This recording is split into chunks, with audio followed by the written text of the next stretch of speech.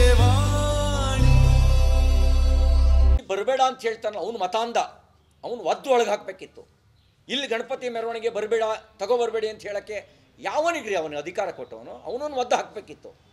ಅದ್ರ ಬದಲಿಗೆ ಅವ್ರು ಮಾಡಿರೋದು ಏನು ಗೊತ್ತಾ? A1 ಮಾಡಿರೋದು ಗಣಪತಿ ಕೂರಿಸಿದವ್ರನ್ನ ಗಣಪತಿ ಸಮಿತಿಯವ್ರನ್ನ ನಾಚಿಕೆ ಆಗಬೇಕು ಇವರಿಗೆ.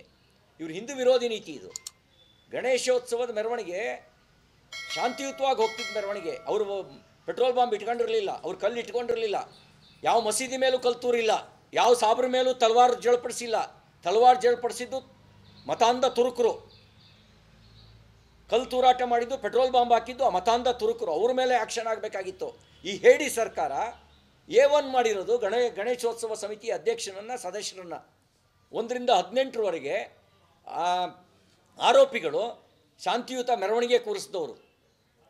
ಇಲ್ಲಿ ಸರ್ಕಾರ ವಿಫಲ ಆಗಿದೆ ಮತ್ತು ಓಲೈಕೆ ರಾಜನೀತಿಯ ಪರಿಣಾಮವಾಗಿ ಮತಾಂಧತೆಗೆ ಅದಕ್ಕೆ ಕೊನೆ ಇಲ್ದಂಗಾಗಿದೆ. ಇನ್ನೊಂದು ಬೈಕ್ ಶೋರೂಮು, ಕಟ್ಟಡ ಮುಸಲ್ಮಾನದ್ದು, ಮತಾಂಧತೆ ಹೇಗಿದೆ ಅಂತ ಯೋಚನೆ ಮಾಡಿ. ಬೈಕನ್ನು ಹೊರಗಡೆ ತಗೊಂಡೋಗಿ ಬೆಂಕಿ ಹಾಕಿದ್ದಾರೆ. ಯಾಕೆಂದರೆ ಕಟ್ಟಡಕ್ಕೆ ಬೆಂಕಿ ಹಾಕಿದರೆ ಮುಸಲ್ಮಾನನ ಕಟ್ಟಡ ಬೆಂಕಿಗೆ ಸುಟ್ಟೋಗುತ್ತೆ ಅಂಥೇಳಿ ಹೊರಗಡೆ ತಗೊಂಡೋಗಿ ಬೆಂಕಿ ಹಾಕಿದ್ದಾರೆ. ಇದೊಂದು ಆಕಸ್ಮಿಕ ಘಟನೆ, ಅಲ್ಲಿಯ ಉಸ್ತುವಾರಿ ಸಚಿವರು ಕೊಡೋ ಹೇಳಿಕೆ. ಇದೊಂದು ಸಣ್ಣ ಘಟನೆ. 46 ಅಂಗಡಿ ಸುಟ್ಟು ಹೋದ್ಮೇಲೆ, ಗಣಪತಿ ಮೆರವಣಿಗೆಗೆ ಚಪ್ಪಲಿ ತೂರಿದ ಮೇಲೆ, ಕಲ್ಲು ತೂರಾಟ ಮಾಡಿದ ಮೇಲೆ ಇದೊಂದು ಸಣ್ಣ ಘಟನೆ ಅಂತ ಗೃಹ ಸಚಿವರು ಕೊಡುವ ಹೇಳಿಕೆ. ಅಂದರೆ ಸರ್ಕಾರದ ಮತಾಂಧ್ರ ಓಲೈಕೆ ನೀತಿಗೆ ಕೊನೆಯೇ ಇಲ್ವಾ? ಇನ್ನೆಷ್ಟು ಕಾಲ ಮತಾಂಧರನ್ನು ಓಲೈಸ್ತೀರಿ? ಇದನ್ನೇ ಕಂಡಿರಬೇಕು ಡಾಕ್ಟರ್ B.R. ಅಂಬೇಡ್ಕರ್ ಅವರು ತನ್ನ ಥಾಟ್ಸ್ ಆಫ್ ಪಾಕಿಸ್ತಾನ್ ಅಂತಕ್ಕಂಥ ಭಾರತ ವಿಭಜನೆ ಕುರಿತ ಪುಸ್ತಕದಲ್ಲಿ ಎಲ್ಲ ಮುಸಲ್ಮಾನರನ್ನು ಪಾಕಿಸ್ತಾನಕ್ಕೆ ಕಳಿಸಿ ಎಲ್ಲ ಹಿಂದೂಗಳನ್ನು ಸುರಕ್ಷಿತವಾಗಿ ಭಾರತಕ್ಕೆ ಕರ್ಕೊಬನ್ನಿ ಅಂತ ಹೇಳಿದರು. ದುರ್ದೈವ ಸಂಗತಿ ಅದನ್ನು ಮಾಡದೇ ಇದ್ದ ಪರಿಣಾಮ ಭಾರತದೊಳಗೆ ಪಾಕಿಸ್ತಾನಗಳನ್ನು ಸೃಷ್ಟಿ ಮಾಡ್ತಕ್ಕಂಥ ಸಂಚು ವ್ಯಾಪಕವಾಗಿ ನಡೀತಾ ಇದೆ.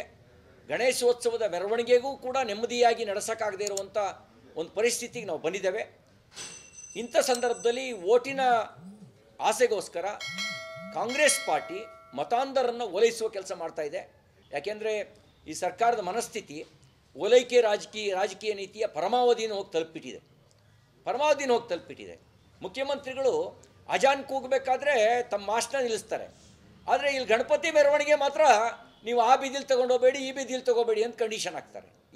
ಯಾವ ದೇಶದಲ್ಲಿದ್ದೀವಿ? ಯಾವ ಪರಿಸ್ಥಿತಿಲಿದ್ದೀವಿ?